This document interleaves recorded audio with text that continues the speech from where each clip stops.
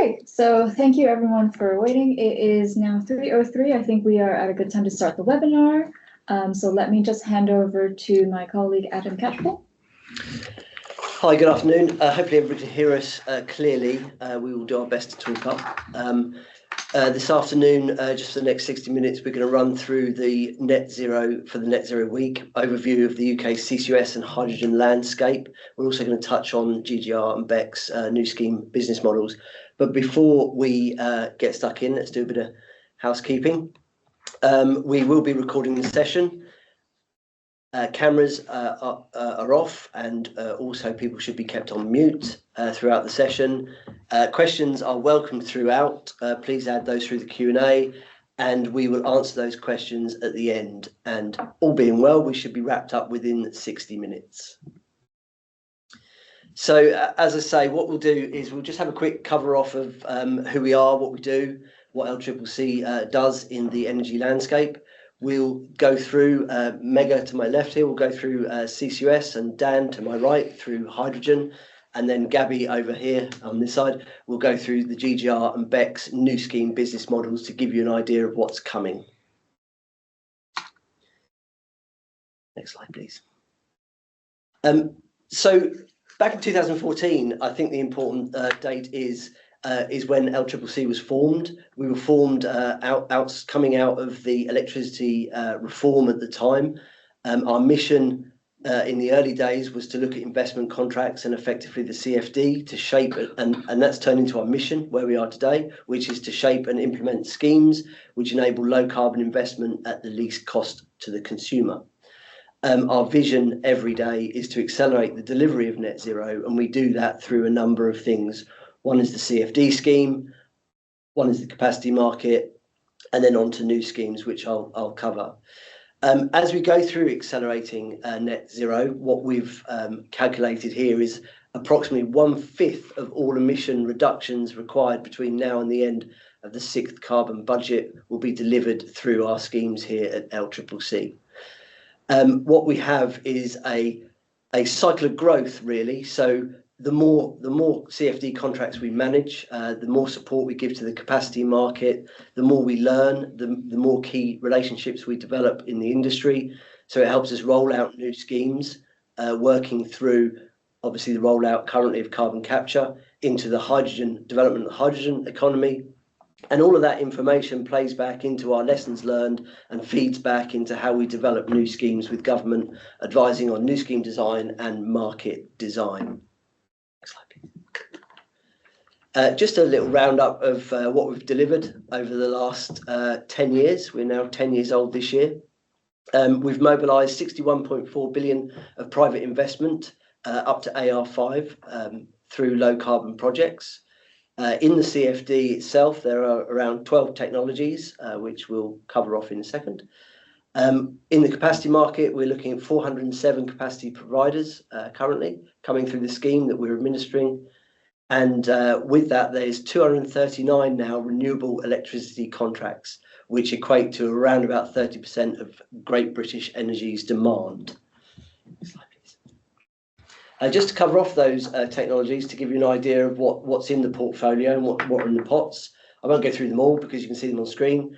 But effectively, you've got there offshore wind, onshore wind, remote island wind, through to biomass conversion, and up to tidal, geothermal, and nuclear. Just to give you a size and shape of what that looks like in the UK. As I say, 239 projects, not all operational yet, but that's what we're here to assist and guide projects to get started through the contract for different scheme. Once all contracted assets are operational, it equates to around 29.4, it's a very specific number, 29.4 gigawatts, which again is around 38% of UK's total generating capacity. The CFD has worked as designed and has actually paid back over 300 million to suppliers in the last 4 quarters. There's more information on our website about how we manage that data and where that data goes. Moving into, as we are here to talk about sort of new schemes and implementation, moving into where we are Currently, we're currently looking and preparing, implementing new schemes. One is the hydrogen production business model, which Dan will talk about, into the industrial carbon capture, waste with carbon capture, dispatchable power agreement, and then obviously nuclear, and the revenue support agreement for carbon capture and TNS networks. The new schemes, part of the business here, supports DESNZ on the scheme design and business model support and development of those. What we do is we take that into contract development, looking for contracts that we can operationalise and help push out into industry. There's a list there, I won't go through them all, but we're currently working on a number of different schemes. Hydrogen levy through to engineered greenhouse gas removals, which we'll touch on today, power BECCS, and sustainable aviation fuels, and some expansion of the CFD scheme into Northern Ireland. Other opportunities that are coming over the hill that we're keeping our eyes on are small modular reactors for nuclear, hydrogen to power, some competitive allocation rounds of hydrogen and possibly carbon capture going forwards, and then developments of industrial carbon capture in the competitive allocation world as well. Some nice animation. Just to touch on, as I say, with the new schemes world, and we've highlighted two that we'll cover today, GGRs and BECCS. But what really happens, and this flows right to left, with the new schemes that we're currently looking at, supporting DESNZ on with the design, across transitional support for large-scale biomass, non-pipeline transport for carbon capture, hydrogen to power, hydrogen storage, sustainable aviation fuels, and as I say, GGRs and BECCS that we'll talk about later. They feed into the new schemes team, which is part of the journey, the transition to net zero. And the scheme, the team develop those schemes. They look at how the scheme works, both commercially and financially, as well as how the market would develop. And then we push that down into contract development, and the team work with DESNZ and lawyers to build up those contracts. And then they're passed over to the other part of the scheme delivery, into implementation and operations. And as I said earlier, that just covers off there the ones that we're working on currently in implementation phase: the ICC, the waste, DPA, and the hydrogen production. I think that is about it. So welcome to the webinar, and we'll get into a little bit of detail. Thank you, Adam. Hello, everyone. My name is Megha. I'm the head of CCUS and hydrogen at LCCC. So that's a short form for Low Carbon Contracts Company. So it's my pleasure to take you through an overview of CCUS and hydrogen business landscape, and where we have been on this journey so far. What do the business model looks like? So starting on, what does the CCUS and hydrogen business landscape look like? You're aware that carbon capture, utilization, and storage, we have 4 business models. We have dispatchable power agreement for CCGT, gas-fired power stations with carbon capture. We have industrial carbon capture business model, which is for all kind of industries, from cement to any industrial plant. We have a specific business model DESNZ have developed for industrial carbon capture with waste. And then you have blue hydrogen project, which is hydrogen production with a CCUS attached to it. In the hydrogen space, we also have electrolytic hydrogen, which is called as green hydrogen. We are the DACs, or direct air and bioenergy CCS, is also a part of this landscape in CCUS and hydrogen. Next slide, please. So what has been the journey so far? Track 1, which is CCUS, has 2 clusters shortlisted: HyNet in the Liverpool Bay Area, Northeast, and East Coast cluster, which is Teesside other way around. Teesside is Northeast and Northwest is HyNet, with the Scottish cluster being reserved. Track 1 project negotiations were published in March 23, and 8 projects have been shortlisted: 3 industrial, 2 waste, 2 blue hydrogen, and 1 DPA, or dispatchable power. Track 1 expansion was was announced to look into filling up additional storage capacity available around 2030. Application window for Track 1 expansion on HyNet is closed now.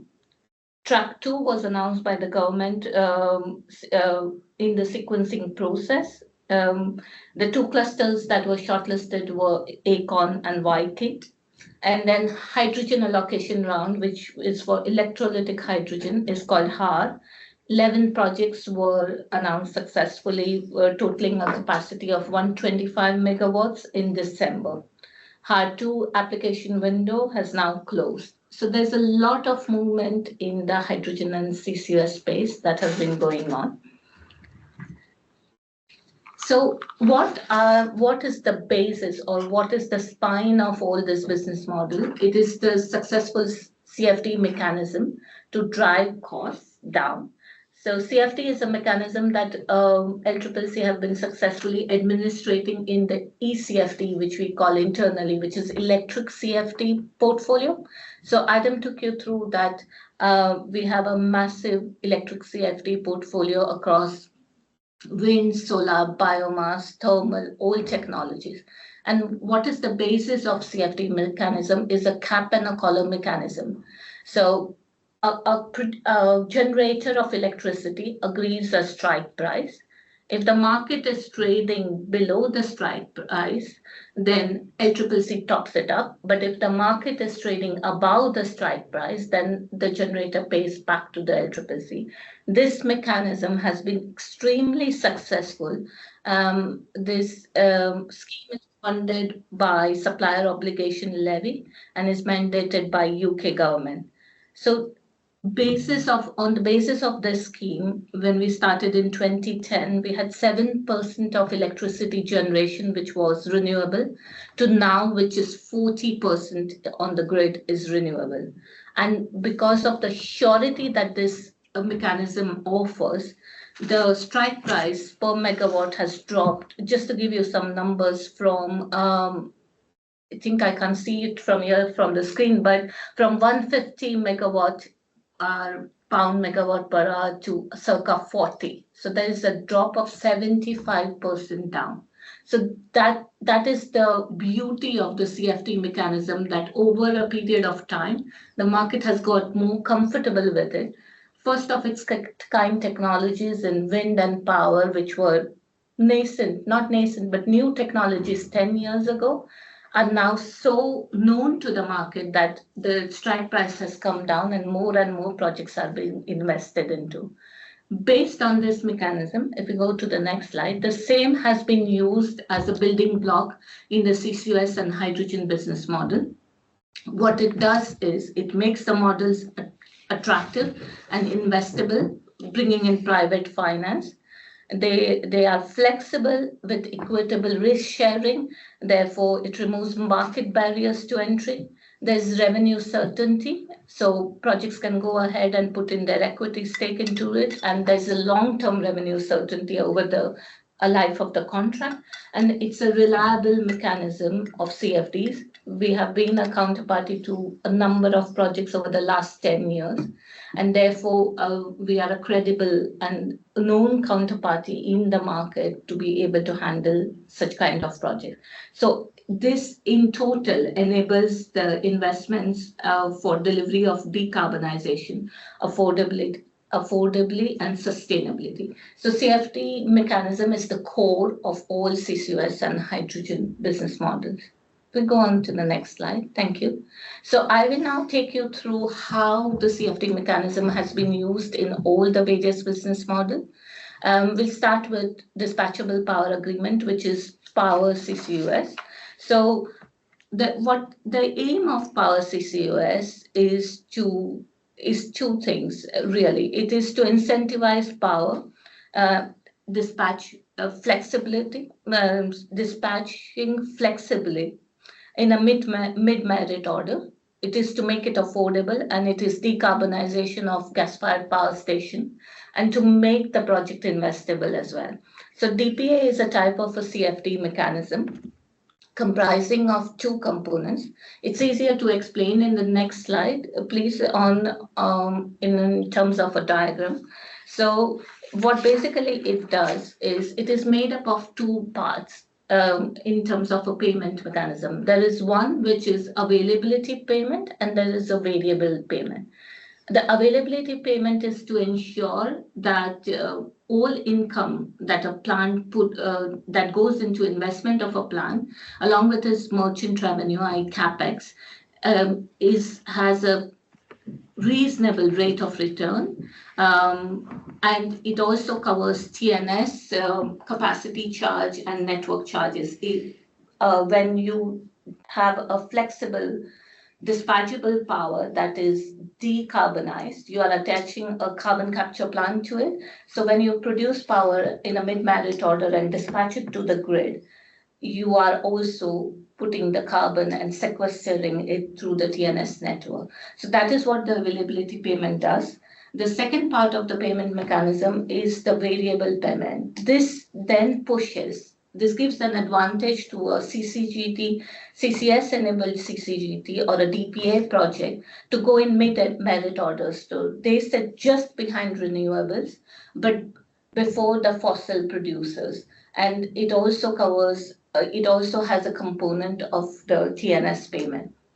So in short, this kind of a mechanism through DPA provides a flexible power station that operates in mid-merit order. It is dispatchable. It can be brought online when required by the market.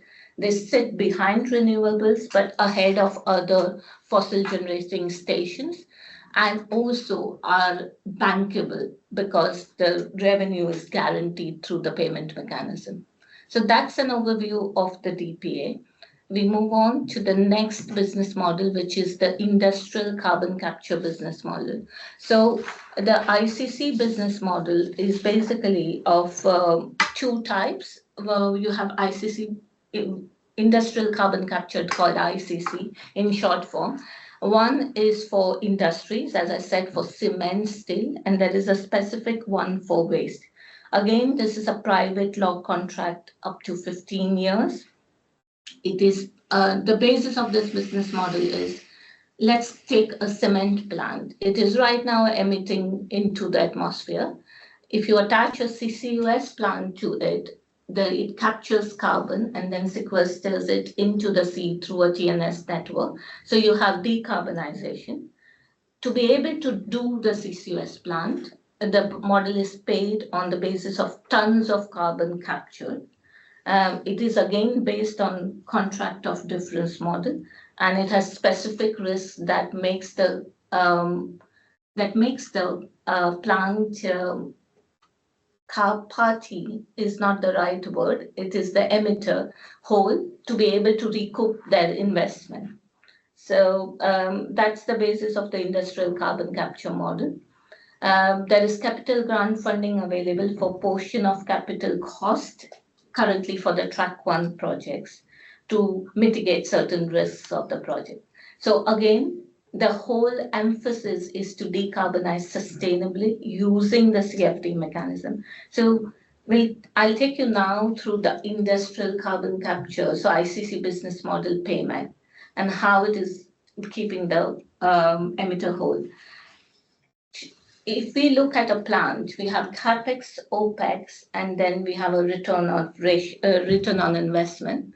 When you attach because it's a CCUS plant, you have to have charges for putting the carbon into the sea. So that's what on the broad level, the payment mechanism is based off. It is comprising of a capex. You have an OPEX payment. You have free allowances because most of the industrial emitters are under ETS. And then you have the TNS payment, which takes care of the TNS charges to carry the carbon through the TNS network and then sequester it. So that's the basis on which the business model is paid on every ton of carbon that you capture. The capex payment is recovered over a period of 10 years, and likewise the OPEX payment. It is like CFDs, it is based on CFDs, but it is not a two-way mechanism. Electrical CFDs, as I explained earlier, if there could be instances where LCCC is paying the generators and generators paying back to LCCC when the market is trading higher. But in the industrial carbon capture, to allow them to, just for the industrial carbon capture model, to allow the emitters to recover their payment, it is one-way payment for the first 10 years of the model. After the first 10 years, during the extension period, it is then becomes a symmetric payment, i.e. the emitter also can pay back to LCCC. So what does this kind of a payment mechanism do? It gives you assurance to recover your capex. It gives you assurance that you will get your OPEX money so long as you perform and capture the ton of carbon, and keeps you whole on the TNS payment and any market changes on the free allowances. So that's the industrial carbon capture model for you. The third one is the ICC-based business model. Now, ICC is a very, waste is a very different sector. The input is heterogeneous, so it required a very different kind of a business model. On the same building blocks, you have a CAPEX, OPEX, TNS, but the beauty of waste is in its composition. It has potential to generate negative emissions revenue, and that is why the payment mechanism is a little bit different. So again, the same principles of CFDs, 15-year contract, 10-year base term plus 5-year extension. You have the same CAPEX and OPEX and TNS payment mechanism, but the only part that where a waste emitter can return back to LCCC is on the negative emissions credit. Currently, they are not allowed to be traded under the business model until the restrictions are lifted. But if the restrictions are lifted, 90% of the revenues that you can gain from trading those negative emissions is supposed to be returned back to the counterparty. So it is symmetric business model in that sense. The last but one is the revenue support agreement. So LCCC are also are in the process of getting designated as a revenue support agreement counterparty. So revenue support agreement is basically a top-up mechanism for the TNS. So in the CCUS ecosystems, you have the plants or the projects, they connect into TNS network, which is pipes going into the sea to sequester carbon. But what happens if TNS networks do not own their allowed revenue? It's an economic regulated model, so they are allowed a particular amount of revenue per year. It depends on how the plants that connect into the network perform. So if there is a shortfall, that's where the TNS revenue support agreement comes in. It is a top-up mechanism to allow to kind of top up on the shortfall of revenues on the TNS. What does this do? This reduces the risk of TNS not recouping money in case some plants are down, but also avoids the risk passing down to the individual plants to an extent that they cannot bear. So it's a leveling mechanism as well. So in the CCUS space, these are the four. The fourth one is blue, which my colleague Dan will cover, but it is dispatchable power, the DPA, ICC business model, ICC based, and the revenue support agreement that LCCC are shortlisted as the counterparties and are in the process of getting designated as we go ahead. So that's a fire-run overview of the CCUS space. I'll now hand over to Dan to take us through the hydrogen. Thank you, Megha. So I'm Dan Holbert. I'm one of the lead contract managers here at LCCC. I've previously worked in the sort of development of a low carbon hydrogen agreement, currently now sort of focusing on the other CCUS business models that Megha's just touched on, and it's my job to give you an overview of the low carbon hydrogen agreement. So starting off, what is it all about? So I suppose the ultimate aim and ambition of the agreement is to bring forward development of new low carbon hydrogen. And the framework for that is essentially a CFD for hydrogen. It looks a little bit different to the electricity side of things. It sort of ultimately it aims to give you a stable source of revenue for producers of hydrogen. It does, and we'll touch on the pricing side of it later on, also provide additional stability in that it provides some volume security as well. The reason for that is that the business model requires not only the hydrogen to be produced that is low carbon hydrogen. And what do I mean by low carbon hydrogen? That means it meets the low carbon hydrogen standard, which is essentially kind of a framework that's been developed to prove what is or demonstrate what is low carbon hydrogen. As well as sort of the production needing to meet that standard, the other requirement of the low carbon hydrogen agreement is that it needs to be sold to an off-taker, someone who's going to use that hydrogen. And in recognition that there isn't essentially a liquid hydrogen market at the moment, and one of kind of the key outcomes of this sort of, of developing this agreement is to create this market. So initially, protection will be provided. So if producers find they can't sell the hydrogen that they are producing, they will be compensated for that. But there is also an onus on them to go out there and to find producers and to stimulate that market. So coming back to sort of the contracts and overview, it's very similar to the CFD.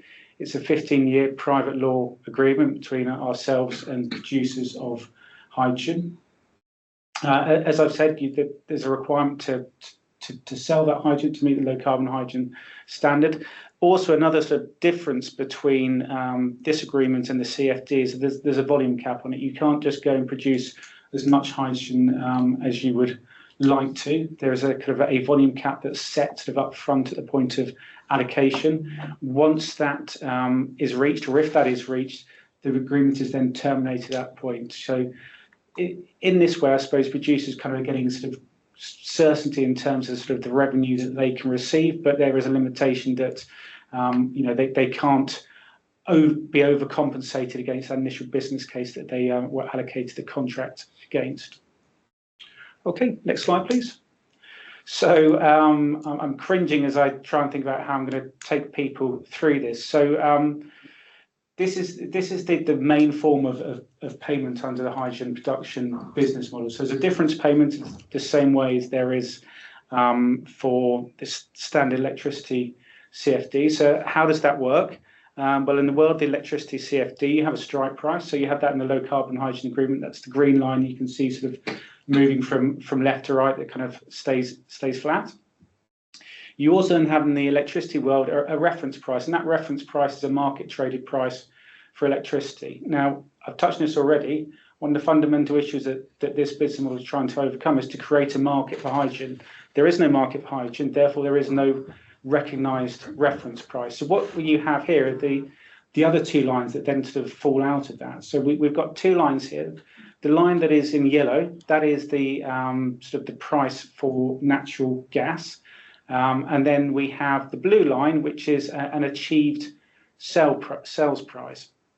So what the reference price is under this business model is a combination of the two of those. So in essence, the reference price is going to be the higher of either the natural gas price or the achieved sales price. The rationale for this is natural gas is being used because that is, I suppose, an equivalent fuel source to counterfactual fuel. So that's why natural gas is being used. But why is it the highest of these two price sources? Well, part of that is in recognition of there not being a recognised price source in the market, and trying to move producers away from pricing at the price of natural gas and allowing therefore a price to be discovered for hydrogen, and allow that to kind of become the starting point for the creation of a hydrogen market. I'm not going to go through the various different scenarios. There are 7 different scenarios there. I will let you go through them in slower time. I assume the slides will be circulated later on. But in essence, it is a two-way payment mechanism. The reference price is a little bit more complex because we don't have a liquidly traded market that we can benchmark the price of hydrogen to. Next slide, please. So we've touched on difference payment. That is one part of the overall payment mechanism there is for hydrogen. There are, however, sort of 5 different parts to it that provide different incentives and protections to producers. So difference amount provides that revenue assurance that we spoke about earlier on. So yeah, difference amount. Item 2, that is the price discovery incentive amount. So I talked about in the previous slide desire to get producers to move away from natural gas price and to create their own sales price for hydrogen. So to further incentivize this, as part of the payment mechanism, they get to keep part of that uplift, any sort of differential that they can create between the achieved sales price and natural gas price. They get to keep 10% of that differential. So there's an incentive for producers to start that sort of price discovery themselves. Next is the sliding scale top-up amount. So I talked about this being sort of a market where you had to find producers. The expectation is that the early projects, off-takers, early projects will probably have sort of a one-to-one relationship with their off-takers, or sort of 1 to 2. They will be very dependent on those initial off-takers. And if they lose those contracts, they're not going to be able to go and put new agreements in place quickly. As you've touched on, there is no liquid market that sits beneath hydrogen. You can't go and do trades on a spot market like you could do for electricity. So the sliding scale top-up mechanism is essentially an insurance mechanism where if the off-take volumes for a project fall below a certain threshold, they then start to receive additional revenues to limit the impact of losing off-takes and not being able to find off-takes in the first place. So those first 3 mechanisms, they are common to electrolytic producers and also to CCUS producers. The last 2 elements are just for sort of CCUS producers, that's blue producers. So item 4, that's the CO2 TNS charges. That is essentially a pass-through. So whatever a producer is charged, they can then pass that through to us, and we will then reimburse them for that. Item 5 is another form of protection for blue producers. So this provides a form of protection in case there have been problems with the CO2 TNS network. And essentially then producers get the option to either carry on producing. If they carry on producing, they will get some sort of contribution towards the cost of emissions if they carry on producing, because this will then be non-low carbon hydrogen. They're emitting that carbon dioxide, or they can choose not to produce, and they will then sort of get another form of payment to compensate them for that volume that's foregone. Okay, next slide, please.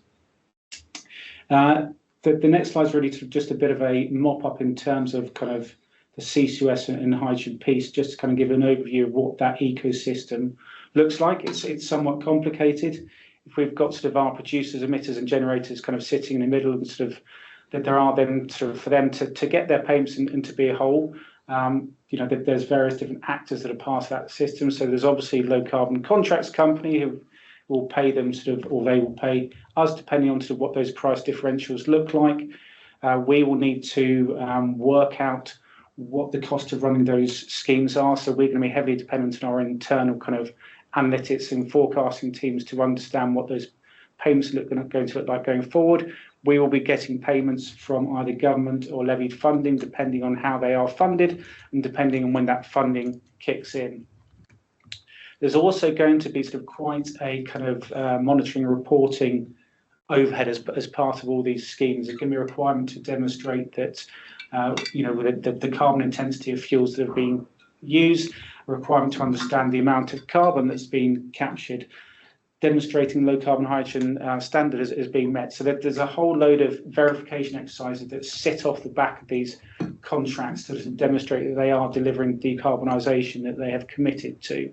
On the other side of things, you've got off-takers, you've got sort of fuel users, etc. You've also got the CO2 TNS network that is obviously going to be very important to those CO2 derived contracts. Next slide, please. And then a little bit about us and how we intend to work with our counterparties. So look, we have 10 years history now of working with counterparties, admittedly on the electricity CFDs, but we tend to kind of take that learning and roll it forward and sort of use that to kind of help our new set of counterparties. So the way we want to work is that we want to engage early, and certainly that's what we're doing already sort of for those schemes where they're getting closer to contracts being awarded. So, you know, where possible, we will engage pre-commitment, but certainly there are a series of milestones in these contracts that need to be met. We recognise that some of these come with termination rights, and that makes our counterparties nervous. So look, we look to sort of engage early on these milestones, understand how they're going to be met, understand any concerns that they've got, and work in a kind of collaborative manner to sort of get our counterparties through these milestones, get the best outcomes for them. And that's it from me. All right. Last but not least, greenhouse gas removals and bioenergy with carbon capture. I am Gabriela Duque, contract manager from LCCC. And to start with, it might be important to discuss what's the relevance of greenhouse gas removal credits in achieving net zero. You might be aware that achieving net zero involves balancing the amount of greenhouse gases emitted into the atmosphere with the amount removed, effectively reducing the net impact to zero. That's why it's called net zero, no gross zero. And if we go to the right side of the slide, we can see what we call the climate bathtub analogy. If you've seen this before, I can tell you that bathtub in Spanish is bañera, so you learned something new today. But if you haven't, please bear with me and we'll go through it together. So the bathtub basically represents the atmosphere. The water inside the atmosphere, inside the bathtub, it will be the greenhouse gases emissions in the atmosphere. The spotted line represents the carbon budget, which is basically the level required to stay below 1.5 or 2 degrees Celsius. And if we go to the top of the bathtub, let's imagine that we turn the tap on and the water that is running inside is basically the continuing emissions of greenhouse gases into the atmosphere. If we decide to take some actions to decarbonize, that's basically if we start turning the tap off the water. However, we all know that there are certain emissions that either are very difficult or very expensive to reduce, which we call residual emissions. So what do we do then? We have a bathtub full of water, but we're still receiving some water coming from the tub. We need something to remove the old water from the bathtub. And that's where the pipeline at the bottom plays a key role.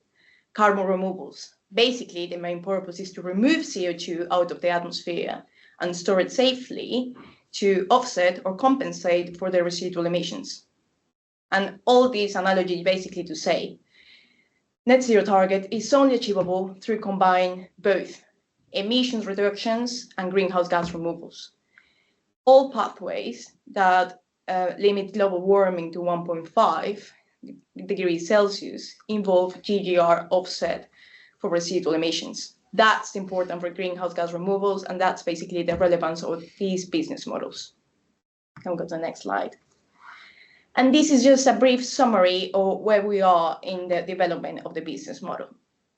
From left to right, we have the track 1 expansion application guidance. This is basically the eligibility criteria and the process to expand the HyNet CCUS cluster in Northwest, enabling projects to apply for access to CCUS infrastructure. Then in yellow and to the right, we have the CCUS vision application. This is UK's government vision for the CCUS sector. It includes the ambition to deploy at least 5 megatons of engineered GGRs. And then in green, we have the greenhouse gas removals publication. This is a policy update on the design of the GGRs and power BECCS business models. And there is an indicative heads of terms of greenhouse gas removals. The important part here is that there is not a full contract published at the moment. And what is going on is that the government is currently working on the development of both business models. We, as a counterparty, and as Adam mentioned before, are supporting the design of both GGRs and power BECCS business models. If you're interested, all this information is public, and the different links are going to be in each one of the slides. We'll go to the next slide, please. But what is greenhouse gas removal business model then? GGR is basically an umbrella term that falls into two categories: nature-based solutions and engineer-based solutions, sort of like BECCS and DACs. The current business model focuses on engineer-based solution, and that's quite key for this business model. GGRs is a contractual subsidy mechanism that targets a technological agnostic approach, basically meaning that there is no a single specific technology that can apply. As long as they meet the eligibility criteria, every technology or all the technologies can apply to it. And the purpose of it is to support engineered greenhouse gas removals and the development of the market, because quite similar to hydrogen, the market of greenhouse gas removals hasn't been fully developed.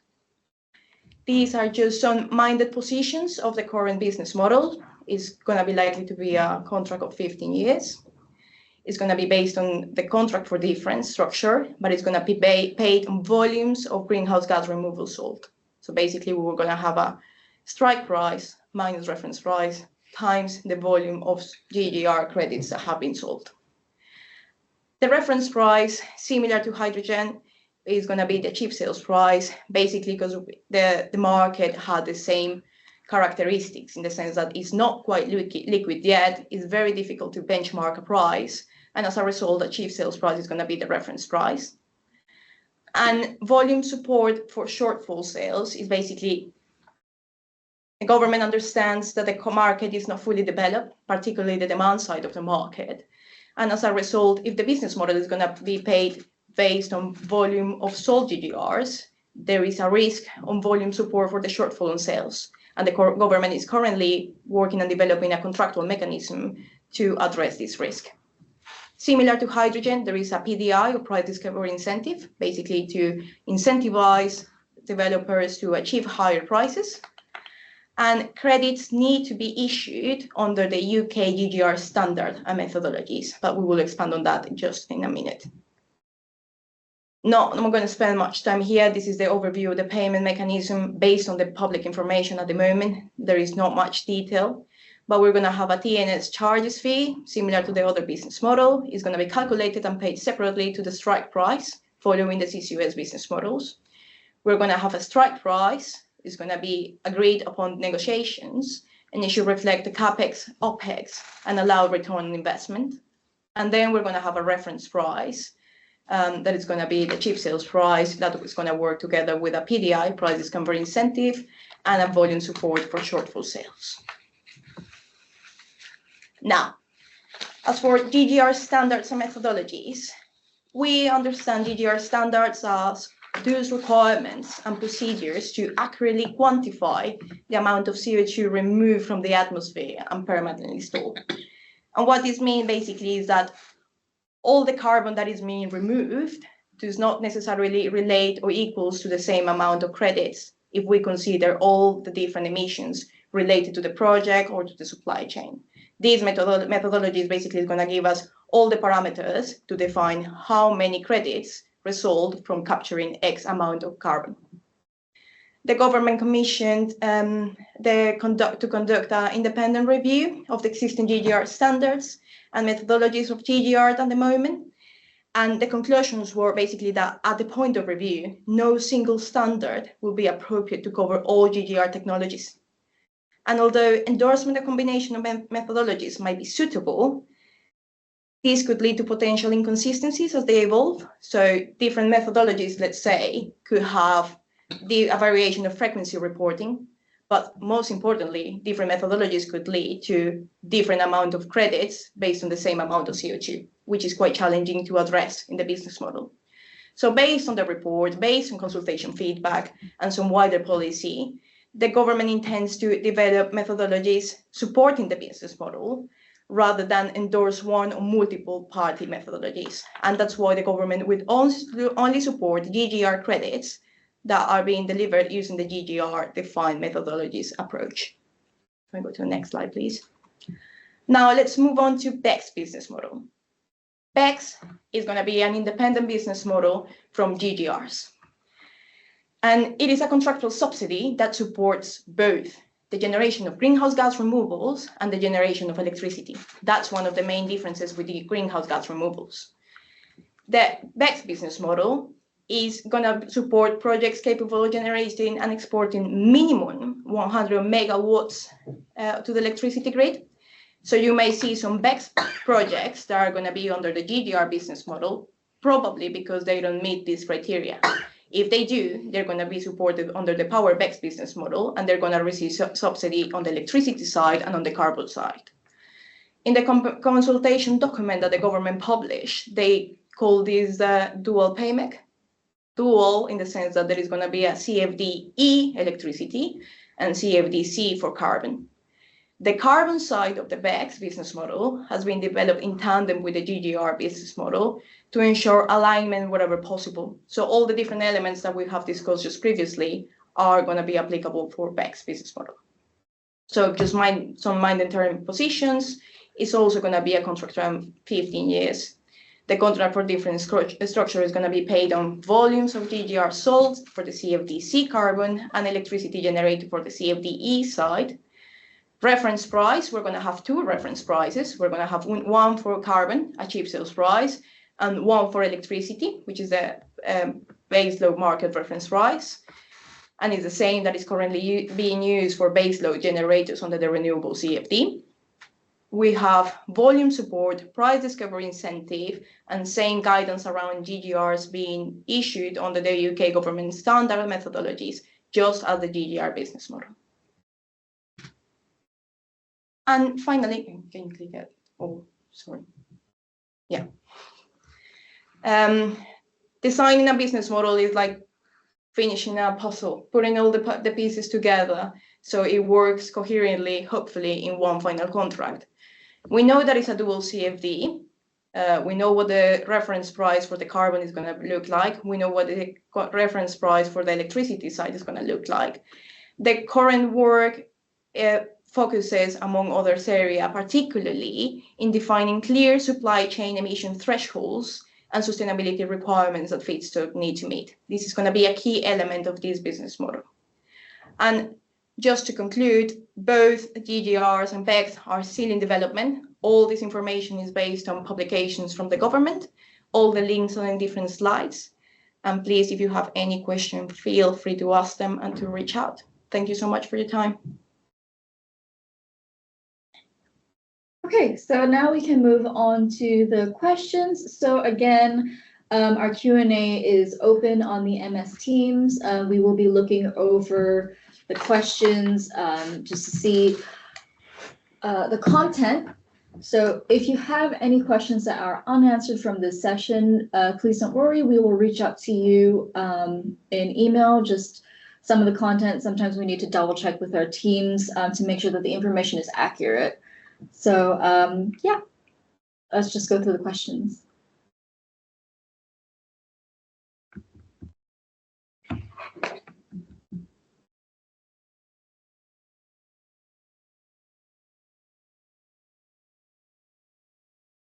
Okay, so Duncan asked, how far advanced in the GGR business model, when might that come into effect?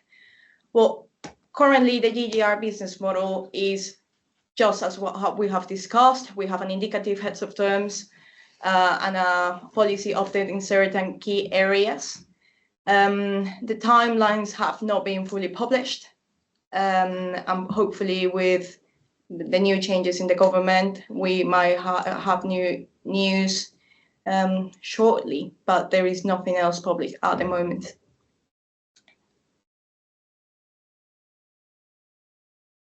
Hydrogen, so Duncan also asked, could you say a bit more about the greenhouse gas reduction credit sales?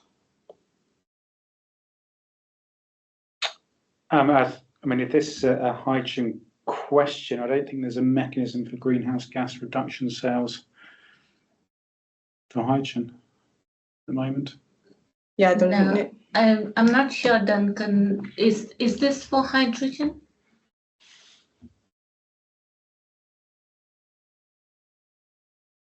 Well, let's move on. And we can reach to that one.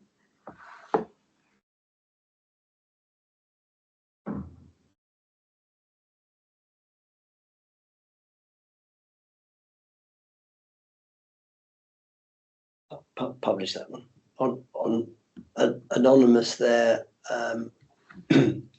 As said, when you mention that the payments are per tonne of CO2 captured, so if the capture process does not operate well, or if the emitter emits, can you see more? Click on see more, please.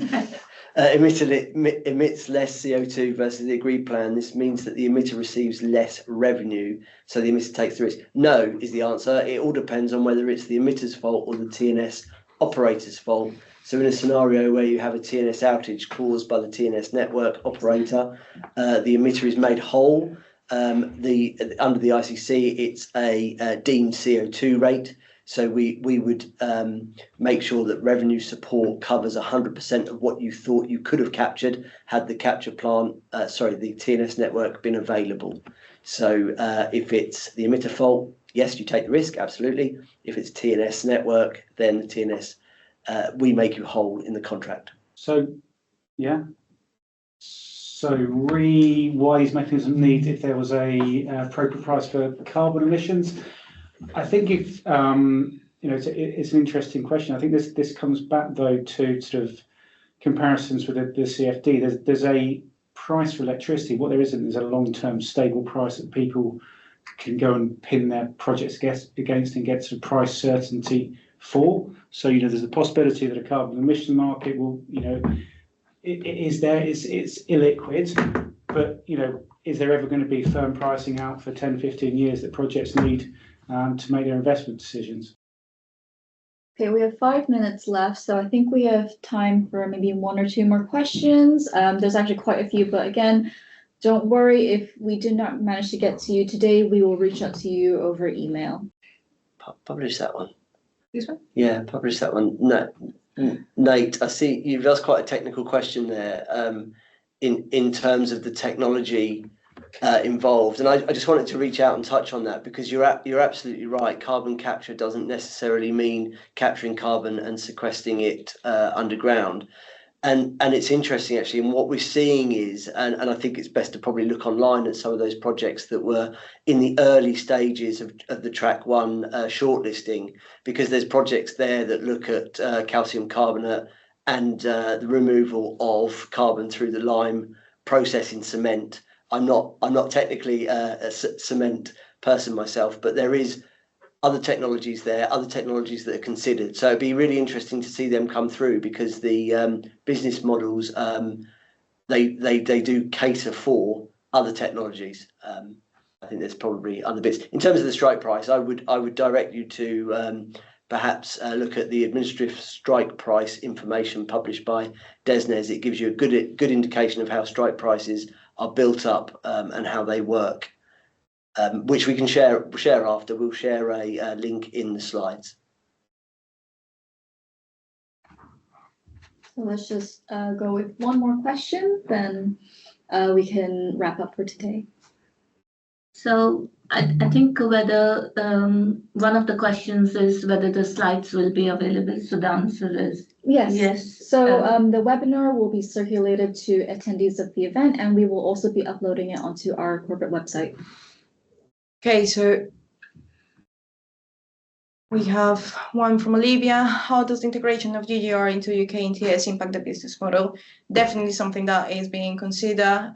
If that's something that is going to likely to be happening in the future, the business model should be flexible enough to consider it. No, there is no final decision of our policy on this, but definitely something that it has been on the review. Yeah, there is also a consultation out on UK ETS developments. So please do, the easiest thing is to Google those things and they come up. Please do go have a read of that information. Again, we'll probably put a link in these slides so we can link you to the consultation. So please get your responses into the consultation for DESNZ to review. Thank you. Okay, so we can conclude for today. So again, all the questions that we didn't manage to get to, we will reach out to you via email. If you have any further questions, please feel free to reach out to us at our info@lowcarboncontracts.uk inbox. But that's it for today. So thank you, team, for hosting this webinar, and thank you guys for attending. Thank you, everyone. Thank you. Thank you. Thanks all. Thank you. Thank you.